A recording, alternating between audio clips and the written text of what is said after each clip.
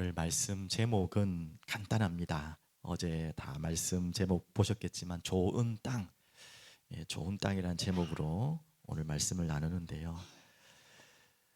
금요일 날 제가 좀 생소한 단어를 전달했는데 아마 금요일 오신 분들은 이해하실 거고 아닌 분들은 오늘 무슨 말인가 하시는 단어가 하나 나올 겁니다. 앞에 보시면 뭐라고 나와 있죠? 아비투스라는 단어인데 저도 최근에 알게 된 단어인데요. 쉽게 설명하면 반사적인 신체 행위처럼 생각 없이 행할 수 있는 것. 내가 이렇게 생각하고 계획하고 계산해서 움직이는 뭔가 일을 하는 것이 아니라 그냥 반사적으로 자연스럽게 나오는 그게 바로 아비투스라는 단어라고 합니다. 왜 이 단어를 지금 계속 여러분들에게 말씀을 전하냐 하면 너무 중요한 것 같아요. 일상생활에 우리가 살아가는 가운데 우리가 뭔가를 생각하고 계획하고 또 작정하고 하는 일도 있지만 분명히 그것도 필요하죠. 결단의 시간들도 필요하지만 어떻게 보면 이런 부분들이 다 뭉쳐져서 어느 날 우리 속에 자리 잡힌 것. 저는 우리 개인도 그렇지만 우리 교회 공동체가 정말 이렇게 계획하고 이렇게 계획해서 이렇게 짜고 해가지고 만들어지는 참 좋은 기획들도 있지만 그냥 모여지면 나오는 거 있잖아요. 그냥 우리 이렇게 뭐 어느 날 뭐 합시다. 무슨 며칠은 뭐 하고요. 오늘도 우리 기도해 주셨지만 다음 주 이제 고난 주간이니까 이제 고난을 묵상하고 부활주일 다가오니까 부활하신 주님을 같이 생각합시다. 이렇게도 되겠지만 우리가 그냥 그런 광고가 없이도 그런 뭔가의 기획에 대한 것이 없더라도 그냥 우러나오는 거 있잖아요. 그냥 본능적으로 나오는 우리 사랑이 흐르는 교회 무엇이 딱 자리 잡히면 되겠습니까? 자, 이 비슷한 단어로 적용해서 발효라는 단어를 아시죠? 오늘 말씀하고도 연결됩니다. 발효. 저희 뭐 여기 앉아 계셔서 좀 민망하긴 하지만 우유를 참 많이 갖다 주시는 너무 감사한 우리 분이 계셔가지고 저희 집안 식구가 세 명밖에 없잖아요. 아들은 지금 군대 가 있고 우유 많이 먹는 아들이 없어서 우유가 많이 먹는데 너무 저도 많이 먹는 편인데 콘프레이크도 먹고 하는데 조금 쌓이는 거예요. 너무 쌓여가지고 이거 이 주신 것에 감사해서 버리지도 못하겠고 저희 집 사람이 아이디어를 하나 만들어낸 게 아시죠? 요즘에 그 요거트 만드는 거 있잖아요. 그 뭐 이렇게 해가지고 저는 모르는데 유산균 만들어내는 거 있잖아요. 그걸 이제 어떻게 해가지고 착안을 했는데 그 쌓였던 날짜 지났던 우유까지 다 활용하는 좋은 도구가 됐습니다. 그래서 우유 많이 주셔도 되겠습니다. 네, 그래서 그걸 이제 요거트라니까 뭐 양이 또 얼마 안 되고 마음껏 먹을 수 있잖아요. 근데 그 요거트의 원리를 아시죠, 맞죠? 좀 신기하죠. 뭘 한 게 없는데 저도 잘 모르지만 어디선가에 나온 유산균들이 이런 미생물들이 그 어떻게 보면 가만히 놔두면 먹지도 못하고 썩어버릴 우유인데요. 치즈가 되기도 하겠지만 저렇게 발효가 되어서 굉장한 건강식품으로 되는 것입니다. 우리나라는 특히 발효 음식의 대가 아닙니까? 우리나라가 맞죠? 김치부터 해서 뭐 청국장, 뭐 된장, 어떻게 보면 놔둬버리면 썩을 것들인데 다 썩어 없어질 것들인데 그게 썩는 정도가 아니라 너무 좋은 유익균으로 바뀌어서 우리를 건강하게 해주는 그게 어떻게 보면 발효라는 간입니까? 우리 뭐 빵 만들 때도 보통 이런 것들이 있고요. 그래서 참 신기한 놀라운 이 비밀인데 이 발효라는 비밀도 그렇잖아요. 뭔가 인위적으로 뭘 집어넣고 하기 이전에 자연스럽게 눈에 보이지 않게 퍼져나가는 좋은 의미의 발효 의미죠, 맞죠? 그래서 우리가 성경에 누룩의 의미가 두 가지 의미가 있잖아요. 나쁜 의미의 누룩도 있지만 좋은 의미의 누룩은 뭐냐? 소리 소문 없이 아무도 막을 수 없이 퍼져가는 것. 이게 무서운 것입니다. 그래서 우리 개인 마음 속에 어떤 누룩이 어떤 발효가 되는 것이 중요한 것인가? 오늘 말씀에 답이 다 나옵니다. 그리고 여러분 한 개인들이 그렇게 발효되어 있으면 그 발효된 하나님의 사람들이 모일 때 자연스럽게 또 퍼져 나가겠죠, 맞죠? 여러분 유산균 만드는 거 아시잖아요. 하나 씨라고 해야 되나요? 그 하여튼 첫 번째 그게 생기면 계속 끊임없이 생산이 나갑니다. 신기합니다, 그게. 어디 뭘 막 가지고 안 해도 돼요. 계속 늘어나요. 여러분 우리 한 사람이 정말 건강한 발효식품이 되면, 발효 건강한 누룩이 되면 우리 교회가 어느 날 다 퍼져가는 거예요. 나쁜 의미도 또 될 수 있겠죠. 그것도 주의해야 될 부분이고요. 좋은 의미로. 그러면 이 작은 교회가, 이 소수의 교회가 한 나라를, 한 민족을 살릴 수 있다는 것이 막연한 뜬구름이 아닙니다. 맞죠? 이 발효라는 게 그만큼 무서운 것입니다. 맞죠? 그래서 오늘 발효라는 내용을 가지고 좋은 땅으로, 밭으로 또 같이 풀어서 이야기를 하려고 합니다. 오늘 이야기는 너무 잘 아는 내용이죠. 뭐 처음 교회 오시거나 새로 신앙생활 하시는 분들은 너무 뜬금없이 새로운 이야기겠지만, 조금만 신앙생활 하신 분들은 이 비유를 안 들어보신 분이 없을 거예요. 그래서 보통 씨 뿌리는 비유라고 말하는데, 조금 더 근본적으로 말하면 하나님 나라의 비유를 예수님께서 씨 뿌리는 비유로 가지고 잘 이해하도록 쉽게 설명한 것입니다. 지금은 우리가 농경 사회가 아니기 때문에 조금 거리가 있는 분들 있겠지만, 그래도 뭐 요즘에 우리 교회도 뭐 작년에 우리가 좀 했지만, 텃밭 하시는 분들은 뭐 농사까지는 안 되지만 조금 이해하기 쉬운 오늘 그런 내용입니다. 그래서 오늘 좋은 땅, 좋은 땅이 되려면 어떤 땅이 되어야 되는지, 결국 그 땅은 뭐 마음을 이야기하잖아요. 오늘 이야기한 것처럼 오늘 핵심 구절은 미리 말씀드렸고, 주보에도 나와 있듯이, 주보 표제도 나와 있듯이 15절이거든요. 좋은 땅에 있다는 것은 착하고 좋은 마음으로 말씀을 듣고 지키어 인내로 결실하는 자니라. 오늘 이 15절의 답을 찾기 위해서 우리가 하나하나 과정을 밟아보도록 하겠습니다. 자, 그러면 그림 하나 볼까요? 우리 아이들 한번 보세요. 잘 보이는지 모르겠네. 지금 이 씨가 뿌려지는데 네 가지, 하나는 밭이라고는 할 수 없지만 그래도 밭으로 인정한다면 길가도 밭이라고 인정하고, 네 가지 밭이 있습니다. 첫 번째는 무슨 밭? 길가 밭. 두 번째는 뭐라고 하죠? 돌밭. 세 번째는 가시밭. 그리고 우리가 지금 원하는, 또 우리가 기도해야 될, 또 하나님께 간구해야 될 땅은 어떤 땅이라고요?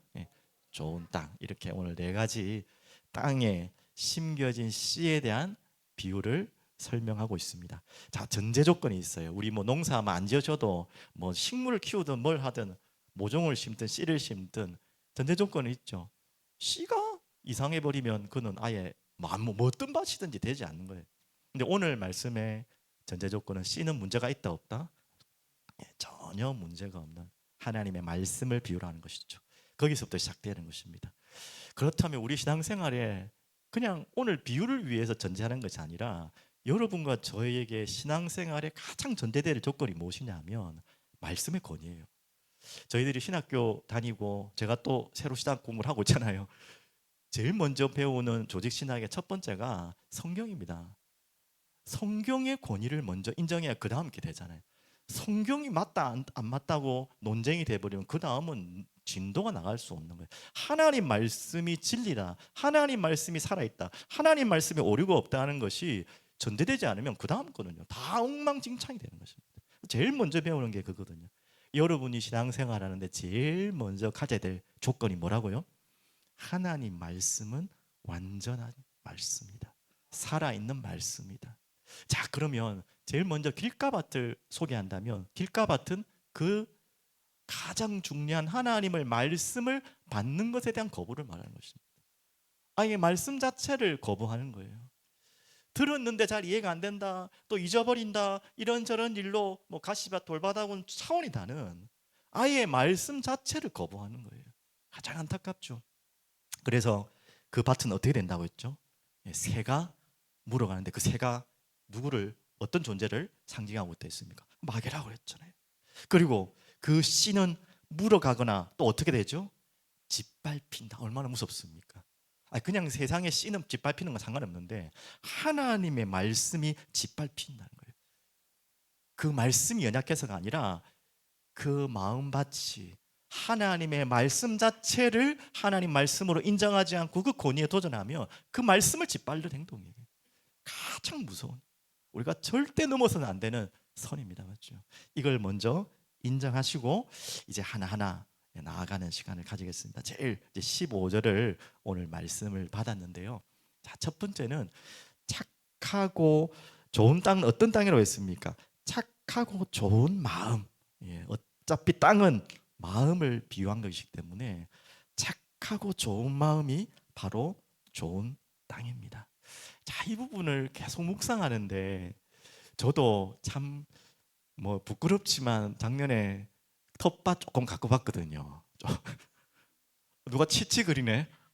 우리 집사람 같은데. 예.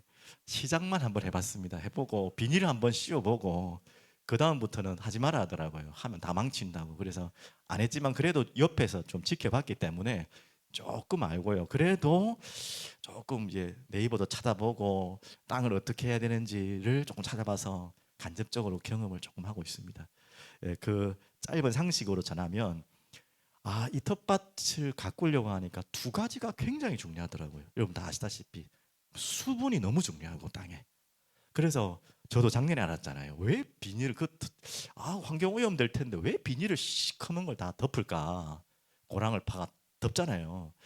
많은 의미가 있겠지만 뭐 이게 밭 뭐 모양을 이렇게 가다듬고 안 무너지게 위한 것도 있겠지만 그 의미 안에 또 있더라고요. 수분을 잘 가둬놓는, 수분을 잘 머물게 하고 또 수분을 잘 간직하게 하는. 말라버리면 안 되잖아요, 땅이. 이 물이 당연히 땅에 얼마나 중요한 것인지를 조금 알았습니다. 또물 마를 때마다 또 물 주러 가야 되고 막 귀찮지만 그렇지 않습니까, 맞죠? 그래서 이 부분을 우리 마음으로 같이 이야기하면 우리가 착하고 좋은 마음이라는 너무 막연한 이야기지 않습니까? 과연 착하고 좋은 마음이라는 것이 무엇일까? 이 하나님 말씀이 잘 심겨질 수 있는 착하고 좋은 마음이 뭘까 고민하는데 이 물이 탁 떠올라서 그래, 우리 마음에 눈물이 아니겠나, 이렇게 마음으로 하나님 말씀을 주셨어요. 그래서 우리에게 촉하고 좋은 마음은요, 이 물을 잘 간직하는 것입니다. 이 물은 하나님이 주시는 은혜 아닙니까? 비가 우리가 지금 뭐 수로를 가가지고 물을 막 대지만 농사에서는 비가 하나님의 은혜를 선징하는 것이고 다라고 봐야 되죠. 우리에게 이 착하고 좋은 마음은 뭐냐? 바로 눈물인데요. 하나님의 은혜와 사랑에 대한 눈물입니다. 오늘 여러분에게 그 마음이 다 있기 때문에 이 자리에 앉아 있을 수 있는 거 아니겠습니까? 맞지? 그게 크고 그게 뭐 조금 뭐 얕고 깊고 차이는 있겠지만 여러분은 하나님의 은혜와 사랑이 없으면 이 자리에 감히 앉아 있을 수가 없어요. 감이라는 표현이 부족하지 않을 만큼 맞죠. 그래서 오늘 읽었던 본문의 8장 1절에서 3절 한번 보시죠. 읽었던 본문인데 그 후에 예수께서 각 성과 마을에 두루 다니시며 하나님 나라를 선포합니다. 이게 복음이죠. 생명의 복음을 선포하셨는데 그 복음을 전하실세 그 은혜 가운데 들어온 자가 누구입니까? 12 제자가 함께하였고 다 알고요. 그 이후에 특별한 인물들이 나옵니다. 여자들인데요. 2절부터 보십시오. 또한 악기를 쫓아내심과 병고침을 받은 어떤 여자들 곧 7 귀신이 나간 자 막달라인이라 하는 마리아. 그리고 뭐 3절에 보시면 청지기의 구사의 아내 요한나와 수산나와 다른 여러 여자 함께 자기들의 소유로 그들을 섬기더라. 그 중에 특별히 2절을 좀 주목해서 보시면요, 어떤 여인입니까? 악기 가운데 잡혀있던 여인, 병고침을 받은 여인. 하물며 더 구체적으로 그 많은 마리아 중에 여러분 잘 알고 있는 마리아, 막달라 마리아, 7 귀신에게 붙잡혀 있던 마리아. 저는 귀신에게 잡혀본 적이 없어가지고 이분들의 마음 심령을 진정으로 이해하지 못합니다. 하지만 저도 불신 가정에서 자랐기 때문에 가위 눌림을 많이 당해봤어요, 어릴 때. 그랬어요. 그래요. 가위 눌림 당하는데도 하루 종일 밥맛이 없고요. 기분이 힘이 빠지고 그래요. 이게 농도라고 해야 되나? 이게 크기도 있거든요. 정말 막 무시무시한 가위 눌림 당할 때도 있고 살짝 뭐 잠이 막 덜 깬 것 같은 깬지 그런 가위 눌림 당하는데도 하루 종일 마음이 이상하고. 그래서 예수 믿고 처음에 계속 그랬거든요. 믿고 나서는 이제 완전히 없어졌지만 그래서 뭐 저도 잘 모르니까 막 성경책 배고 자기도 하고 머리 위에 하면 좀 낫겠지 해가지고 그 마음이 편해서 좀 낫긴 하던데 그건 아니잖아요, 맞죠? 근데 그런 마음 있는데도 사람이 힘든데 상상이 되겠습니까? 귀신에 잡혔다, 들렸다. 저도 사역을 하면서 이런 분들을 많이 만나봤고 또 이런 분들 도와준 경험도 많지만 간접적으로 봤지만 너무나 아름다운 여인이 있었습니다. 그런데 귀신 들린 모습을 딱 보는데요. 그 아름다운 얼굴 하나도 남지 않아요. 진짜. 너무나 무섭고 너무나 징그럽고 솔직히 목사만 아니면 당장 도망가고 싶은 그런 마음의 자리도 많이 가봤어요. 근데 그분이 깼다가 또 들었다 하잖아요. 자기 자신이 알아요. 아예 그냥 정신을 완전 잃어버리는 귀신적인 문제도 있지만 이게 이성이 있는데 잡혀가지고 자기도 통제가 안 되는 이게 다 기억할 때가 있거든요. 이 자기 자신이 얼마나 힘들겠어요.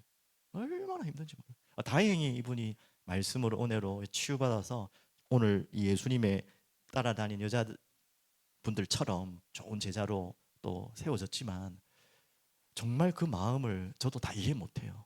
얼만큼 힘들겠습니까, 맞죠? 자, 이들이 그러면 예수님을 만나고 복음을 만나서 치유되고 회복됐단 말이죠. 어떤 마음이겠습니까?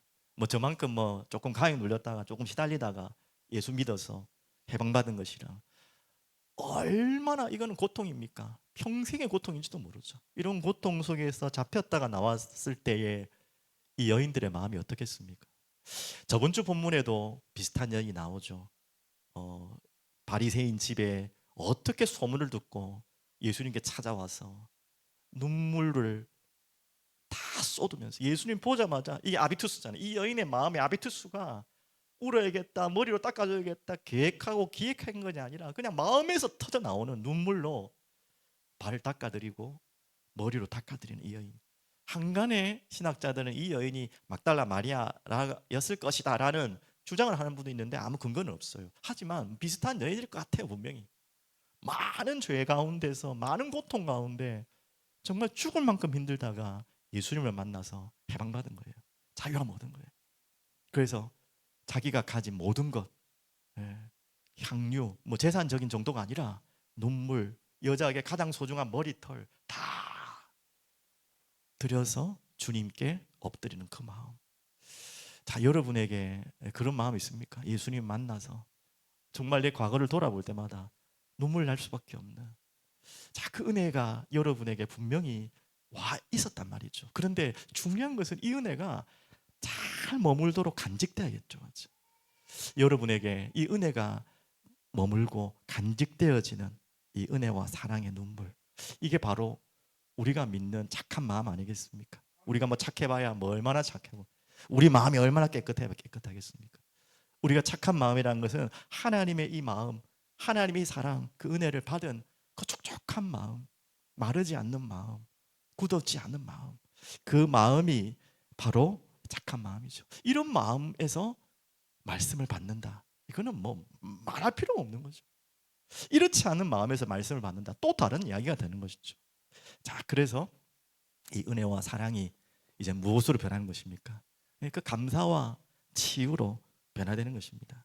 그래서 물을 잘 은혜로 머금고 또 머금고만 있으면 안 돼요.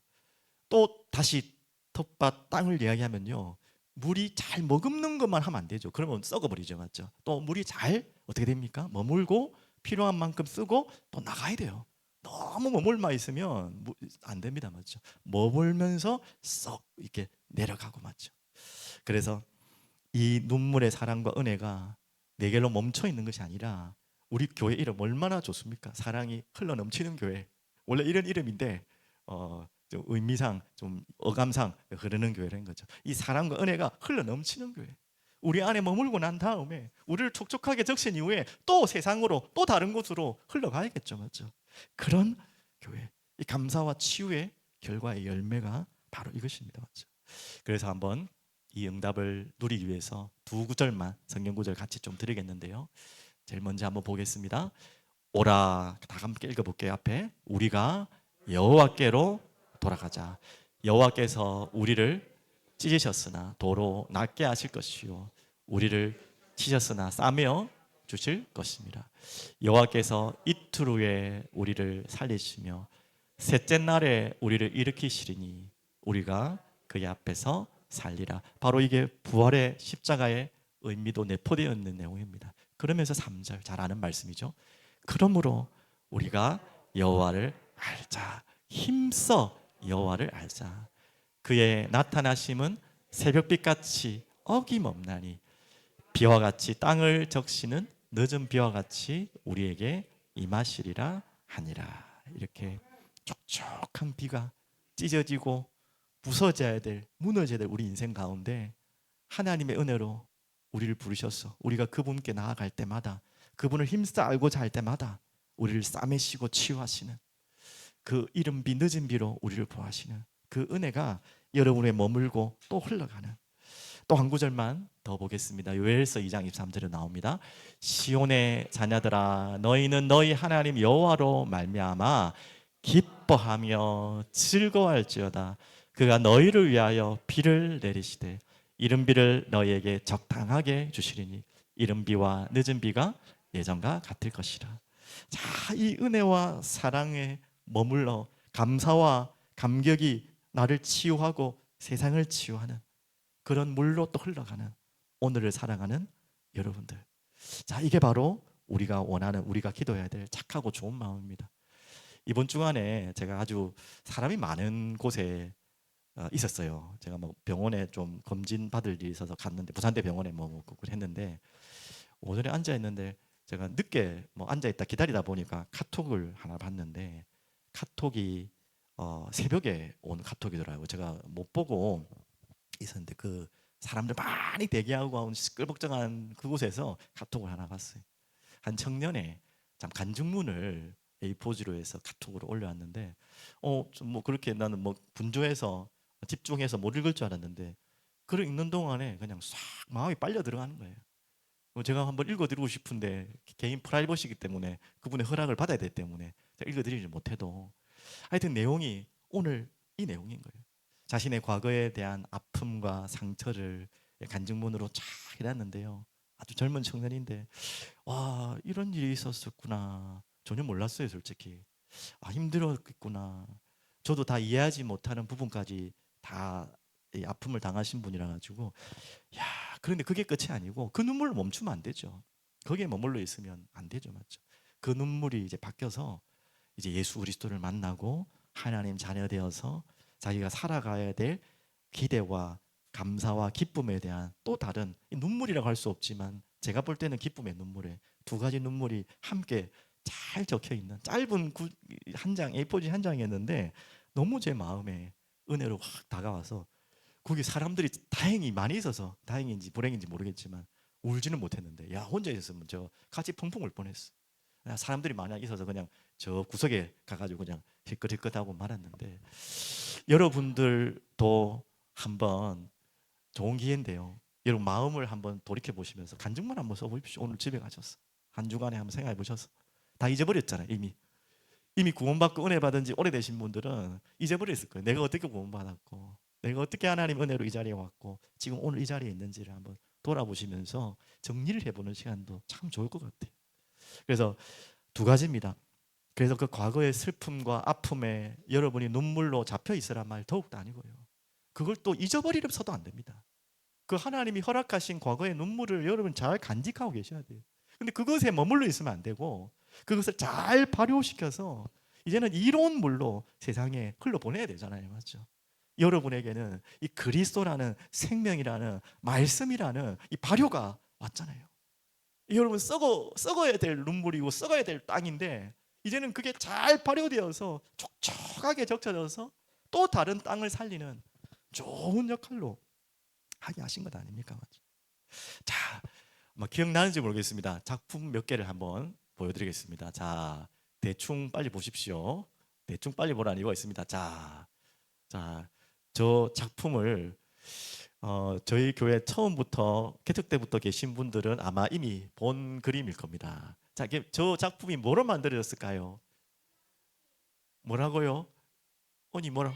오, 역시 기억력 좋네. 맞아요. 폐품입니다. 쓰레기입니다. 맞습니다. 참 기가 막히죠. 제가 멀리서 보니까 굉장히 아름다운 작품 같죠. 앞에 하나 더 볼까요? 너무 잘 만들었죠. 사람이 딱 다리 꼬고 앉아 있는데, 전 잘 보이죠. 뭐로 돼 있어요 지금 보니까 안에? 맞아요. 캔. 그것도 다 찌그러진 캔을 어떻게 묶었는지 저렇게 된 겁니다.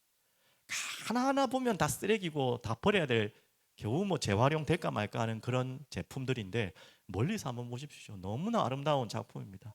또 저 작품의 장소도 굉장히 소중한 곳에 있는 것 같아요. 뭐 공원이나 이런 데 맞죠? 무슨 이야기하는 것입니까?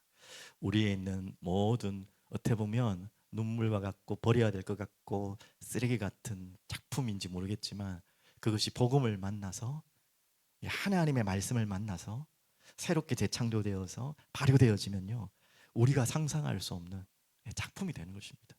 그래서 이렇게 여러분을 하나님은 착하고 좋은 마음으로 잘 눈물을 간직해서 그 눈물을 머금고, 또 머물러만 있으면 안 되고 그게 흘러가도록 세상으로. 그래서 어떤 여러분의 과거 또한, 그것이 쓰레기가 아니라 작품이 될 수 있다는 거. 근데 여러분 이걸 재해석하지 못하고 오늘로 여러분이 풀지 못하면 진짜 쓰레기가 되는 거예요. 맞죠? 그래서 이 부분이 너무 중요한 거 여러분 기억하시길 바라고요. 두 번째, 첫 번째는 물이었습니다. 땅을 비옥하게 하기 위해서, 좋은 땅으로 만들기 위해서는 착하고 좋은 마음, 한마디로 물이 필요한 것이고, 두 번째, 뭐 아마추어 같은 정말 아무 지식이 없는 저지만 땅이 잘, 좋은 땅으로 하려면 뭐가 돼야 되는 거죠? 잘 나와 있죠. 기경. 기경이라는 단어 잘 쓰지 않는데 저도 오랜만에 쓰는 단어고, 근데 성경에는요 이 기경이라는 단어가 굉장히 중요하게 많이 쓰입니다. 그래서 여러분 기억하시면 좋겠고요. 그래서 오늘 계속 15절을 보면 그렇습니다. 착하고 좋은 마음으로까지가 제가 이렇게 적용했고요. 두 번째는요, 말씀을 듣고 지키여입니다. 이걸 저는 기경으로 제가 붙여봤어요. 말씀을 듣고 지키여. 자, 마태복음에도 이 같은 본문이 있는데 이 부분을 말씀을 듣고 지키는 것을 깨닫는다는 말도 같이 표현되죠. 자, 그래서 기경이라는 단어를 잘 아시죠? 뒤집어 엎는 것이죠. 그렇죠? 가만히 놔두는 것이 그 땅이 좋아지는 것이 아니에요.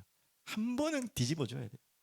뭐 요즘에는 그게 잘못된 거라는데 논에 한 번씩 태우잖아요. 막 이렇게 주소하고 나쁜 벌레들을 태우기 위해서 태운다는데 그건 아니래요. 이제는 나쁜 벌레와 함께 좋은 벌레까지 다 죽어버리니까 또 산불 날 수도 있고 그 불 태우다가 사람이 위험할 수 있으니까 이제는 못하게 하지만, 예전에는 논에 한번 쫙 태우기로 했잖아요. 그것도 하나의 기경의 의미로 일 수 있는 거죠. 맞죠? 좋은 땅을 만들기 위한.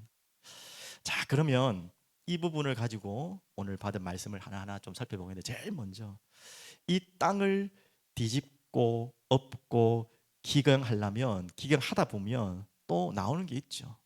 바로 무엇입니까? 바로 이 돌. 저도 이제 땅을 한번 해보니까 이 돌을, 큰 돌들이 꼭 땅에 있더라고요.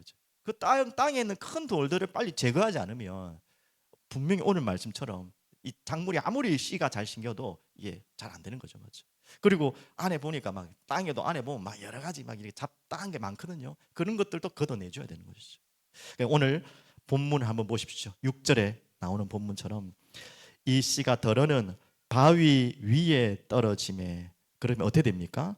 싹이 났다가 습기가 없으므로 말랐고. 자, 이 돌밭, 뭐 마태복음엔 돌밭이라 나왔지만 오늘은 뭐 바위 위다, 뭐 같은 의미로 해석해도 무리가 없을 것 같습니다. 그러면서 이 돌밭의 특징이, 그곳에 심겨진 씨의 특징이 무엇입니까? 13절에 연결해서 보시면 이렇게 나와 있죠. 바위 위에 있다는 것은 말씀을 들을 때에 기쁨으로는 받으나 어떻게 되죠? 돌밭에 바위가 있으니까 뿌리를 잘 내릴 수가 없겠죠. 뿌리가 없어 잠깐 뿌리를 내릴 수 있지만, 얇게 뿌리를 내릴 수 있지만 언제 딱 드러납니까? 시련을 당할 때에는 무너지고 넘어지죠. 이게 배반하는 자락까지도 표현되어 있습니다. 자, 이렇게 돌을, 깨어지지 않은 마음, 또 이 제거되지 않은 마음들이 딱 가로막고 있으면 이 씨가 심겨지는데 뿌리를 내리지 못하는 거죠. 평상시는 잘 모르는데 뭐가 생기면, 문제가 생기고 또 어려움이 생기면 방장 넘어지는 이런 부분들이 분명히 우리 마음속에 있어요. 이 가운데 제가 좀 적용되는 부분들은, 우리 마음의 가장 큰 돌밭이 뭐냐면 지식우상, 이성우상. 우리가 이성적이어야 되고 합리적이어야 되고 지성적이어야 되지만 이것이 우상이 돼버리고 먼저 진리가 돼버리면 큰일 날 일이죠. 이것을 가지고 말씀을 보고 말씀을 판단하고 말씀을 이렇게 저렇게 재면요, 다 뭐가 안 맞아요. 그래서 이 부분이 우리에게 반드시 제거돼야 될 부분이고요. 또 함께 우리가 제거될 것이 가시 제거입니다. 한번 7절 한번 보시겠습니다. 더러는 가시떨기 속에 떨어짐에 가시가 함께 자라서 기운을 막았고, 자, 여기에 대한 결과가 14절에 한번 다시 결과라기보다는 풀어놓은 비유의 내용이죠. 14절 보시겠습니다. 가시떨기에 떨어졌다는 것은 말씀을 들은 자이나, 자, 듣긴 들었는데 어떻게 되죠? 지내는 중. 자, 이게 제일 우리에게 신앙생활에 가장 큰 문제입니다. 이 생의 염려와 재물과 향락의 기운이 막혀 온전히 결실하지 못하는 자요. 분명히 이게 있다는 것입니다. 맞죠? 이 생의 염려와 재물과 향락. 어떻게 보면 삶에 우리가 살아가는데 우상. 민수기서나 우리 광야 생활 지켜보시면 이스라엘 백성들이 제일 많이 걸려들었던 게 이거죠. 맞죠? 네, 의식주, 먹고 사는 거. 이런 부분들이 깨어지고 무너지면, 또 거기에 유혹받고 내 마음이 빼앗겨 버리면 이 삶의 우상이 딱 내 눈앞에 자리 잡혀서 이 말씀이 자꾸 왜곡되어지고 말씀 또한도 그것 중심으로만 자꾸 들려지고요. 이게 기복주의잖아요. 그게 될 때는 또 막 기쁘고 막 잘 되는 것 같은데 안 되면 무너지고, 아니면 또 엉뚱하게 말씀이 해석하고 하는 그런 부분들이 있죠. 이런 부분들, 이게 완전히 깨어지고 이제 뒤집어져야 되는 거죠. 뽑아줘야 되는 거예요. 이 부분입니다. 자, 이 부분을 이제 한 가지 더 말씀드려서 정리하면 기경된다는 것입니다. 밭이 기경된다는 거예요. 모든 우리에게 있는 지식 우상 그리고 삶의 우상들, 하나님의 말씀이 뿌리 내리지 못하고 하나님의 말씀이 자라서 제대로 결실하지 못하도록 모든 우상들, 이것들이 오늘 뽑혀져 나갈 수 있도록, 기경될 수 있도록 우리가 기도하는 것입니다. 그래서 우리에게 이 밭을 기경하는 것이 너무 중요한데요. 우리 성경 구절 몇 구절만 한번 보도록 하겠습니다. 자, 함께 보겠습니다. 너희가 자기를 위하여 공의를 싣고 인애를 거두라. 너희 묵은 땅을 어떻게 하라고요? 예, 기경하라. 우리 묵은 땅을 기경하라. 지금이 곧 여호와를 찾을 때니 마침내 여호와께서 오사 공의를 빛처럼 너희에게 내리시리라. 자, 너무 유명한 말씀이죠. 묵은 땅을 기경하라. 오늘 여러분의 마음에 이 묵은 땅, 돌짝밭 같은, 또 가시 덤불이 가득 차 있는 여러분 마음속에 계속 있잖아요. 염려, 또 뭔가 막 자꾸 내 마음에 떠오르는 욕심과 욕망과 탐욕, 자꾸 죄로 끌고 가는 그런 것도 있잖아요. 그걸 빨리 기경해야 돼요. 그러면서 어떻게 기경합니까? 자, 에스겔서 36장 26절. 자, 우리가 할 수 있는 게 아니에요. 그래서 우리는 이렇게 의지하는 것입니다. 자, 같이 읽겠습니다. 또 새 영을 너희 속에 두고 새 마음을 너희에게 주되 너희 육신에서 굳은 마음을 제거하고 부드러운 마음을 줄 것이며. 자, 이거 우리의 의지와 노력을 하라는 게 아니에요. 이미 구약에서부터 하나님께서는 성령에 관해서 예언하셨고 말씀하셨어요. 성령께서 오셔야지만 된다. 그 이스라엘 백성들 계속 그 굳은 마음, 기경하지 못하는 마음, 바뀌지 않는 마음, 또 굳어지고 또 가시가 생기는 그 땅을 계속 이스라엘 백성들의 마음 바쳤잖아요. 그래서 하나님께서 아유, 너희들 진짜 소망 없다. 그게 끝이 아니라 새 소망을 주겠다. 새 언약을 주겠다. 바로 그 새 소망, 새 언약 저겁니다. 새 영을 부어주시겠다. 바로 저게 성령님 하나님을 말하신 것입니다. 우리 안에 이 밭을 기경하는 답은요, 우리가 뭐 의지로 노력하는 부분이 있겠지만 그건 불가능하고요. 하나님, 성령의 피로, 성령의 담비로 성령께서 나를 기경해 달라고, 바꿔 달라고 여러분께서 기도하시고 또 인도받는 여러분 되시길 바랍니다. 그래서 우리 이제 6월 금요일날 미리 광고 드렸는데 조금 이따 광고 또 드릴지 모르겠지만 5일 6일 광고 아닌 메시지 안에 광고입니다. 5월 6일 말씀 사경에 이제 1년에 최소한 2번 3번은 말씀 사경을 합니다. 사경이라는 말도 기경이라는 단어와 비슷한 말입니다. 뒤집어 엎어버리는 거예요. 내 마음을 완전히 뒤집어 엎어봐야지 그 안에 돌이 있는지. 보이지 않았는데 겉으로는 멀쩡해 보이는데 한번 뒤집어 보면 그 안에 오물도 있고 가시도 있고 잘할 수 없는, 말씀이 잘할 수 없는 우리 마음에 이런 빨리 걷어내야 될 것들이 보이는 것이죠. 가만히 둬버리면 뭐 괜찮은 줄 알아요. 그러면서 우리는 매일 질문하죠. 신앙생활 이렇게 오래 했는데 뭐 이렇게 안 돼? 신앙생활 이렇게 했는데 왜 이렇게 나에게는 열매가 없어? 나는 신앙생활 이렇게 오래 했는데 왜 이렇게 이런 질문이 계신 분들은 기경을 해보셔야 돼요. 여러분 자신도 여러분 자신 몰라요. 그래서 이 말씀을 받으면서 말씀으로 마음이 마치 기경되어져서 돌도 제거하고 이 말씀이 잘 자리 나지 못하도록 하는 모든 가시들도 뽑아내고 그런 시간이 너무 중요합니다. 그러면 우리가 뭐 말씀 사경에만 기다릴 수는 없는 것이고 여러분 평상시에 이 말씀을 기경하는 작업들이 매일 필요해요. 그게 무엇입니까? 말씀을 듣는 것 너무 중요하죠. 또한 여러분 개인적으로 말씀을 읽는 것. 좀 지금 계속해서 이제 거의 성경 읽어 오시는 분들 계신데 아마 고민이 그걸 거예요. 뭔 말인지 잘 모르겠다. 읽어봐도 이게 잘 모르겠다. 괜찮습니다. 참고로 제가 부끄럽지만 예전에 사법고시 한번 조금 공부해봤거든요. 그래가지고 서울에 고시철이 올라가가지고 잘 아는 선배님한테 어떻게 공부해야 됩니까? 물어보니까 그때 얻은 힌트가 너무 좋은 힌트예요. 뭐냐 하니까 무조건 읽으라는 거예요. 법책을. 아니 무슨 말인지도 모르겠는데 자꾸 읽으래. 한 번 읽고 두 번 읽고 세 번 읽으면 안 가르쳐도 조금씩 여기에서 저기에서 나오는 내용이 뒤에서 나오고 뒤에서 나오는 무슨 말인지 알겠죠? 몰랐는데 다시 또 된다는 이 무식한 방법인데 이게 가장 정도예요. 근데 제가 뭐 사법고시 공부하듯이 여러분이 성경 공부를 하는 게 아니라 성령의 감동으로 일단은 처음에는요 전체를 한번 읽어가 보시고 그러면서 지금 우리가 생명의 삶 매일마다 묵상하잖아요.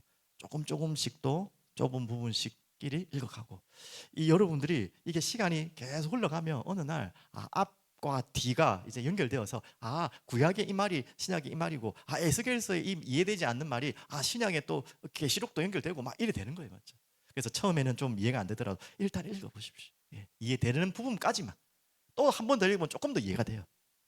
그러면 당연히 바른 성경 교육을 받아야겠죠. 그리고 여러분 묵상하시고 당연히 성령께 감동으로 진행되게 되기 때문에 기도하시고 또 오늘 여러분 우리 아이들하고 우리 선생님들 꼭 기억하십시오. 누가복음 8장 15절 이런 요절들은 암송하고 제가 제가 말씀드렸잖아요. 이 신대원 다시 공부하고 있는데 매일 숙제가 뭐냐면 성경을 거의 한 15장, 16장 읽어야 돼요. 3달 만에 한 학기 안에 일독하는 프로그램이거든요. 그 수업이. 그러니까 3달 만에 일독을 해야 되니까 하루에 최소한 15장, 20장 읽어야 돼요. 그것만 끝이 아니라 매일 한 절씩 암송을 해야 돼. 보통 내비게이터 성경 구절이던데 그러니까 90일이니까 이제 99절. 한 학기 99절. 그럼 1년이면 189절. 3년이니까 몇 구절입니까? 예, 뭐 한 300구절 되겠죠. 279절. 이제 맞습니까? 어떻게 해야 되네. 예. 그 정도로 9, 6, 54. 더 되겠네. 맞죠? 6학기니까 맞죠? 그런데 얼마나 처음에는 에이 이제 카톡을 올리는데 막 안 했는데 그냥 했다고 올릴까라는 유혹을 몇 번 받았어요. 다 이 카톡방이 있거든요, 반에. 그래서 매일매일 암송한 거 읽은 거를 올려야 돼요. 근데 지금 뭐 교회에서 할 일도 많고 지금 뭐 많은데 이거까지 언제 다 하나 막 또 책 읽고 또 많은데 그래 하나님 하신 거다. 내가 그동안 안 했기 때문에 지금은 다시 하는 거다. 그래서 진짜 계속 외우고 있거든요. 당연히 제 머리로는 어제 외운 것도 오늘 잊어버리고 그제 외운 것도 오늘 잊어버리지만 또 외우고 또 외우고. 그런데 내 마음에 저 혼자 기분이 아니라 평안함이에요. 진짜 뭔가 이게 내적인 뭔가 힘이 쫙 생겨요. 그리고 또 중요한 순간에 말씀이 전체적으로는 기억이 잘 안 나지만 그 말씀 구조에 떠올라요.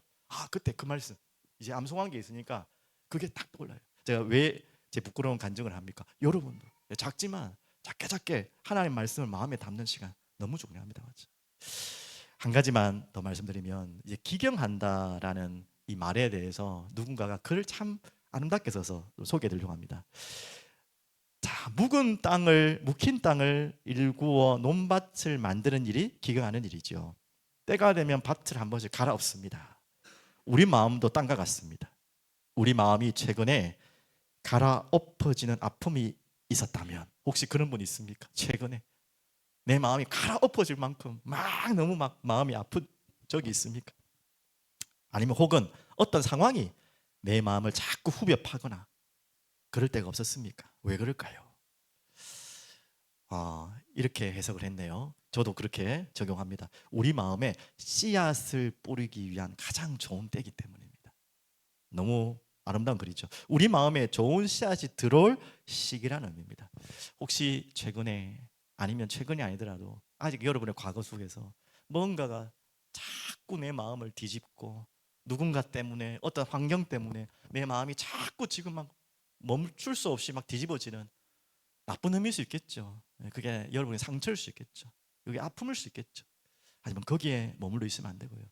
그렇게 뒤집히는 데는 무엇을 하기 위한 것이라고요?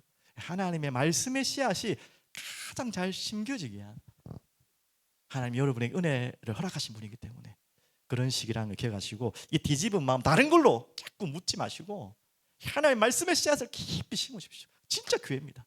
다른 거 심으면 안 돼요. 지금 그런 마음이 있는 분이 있다면. 마지막 결론으로 말씀 나눌게요. 에스겔서 제가 한 구절을 놓쳤는데요. 18절 31절 다시 보겠습니다. 너희는 너희가 범한 모든 죄악을 버리고 마음과 영을 새롭게 할지어다. 이스라엘 족속아 너희가 어찌하여 죽고자 하느냐. 빨리 마음 바꾸라는 거예요. 기경하라는 말입니다.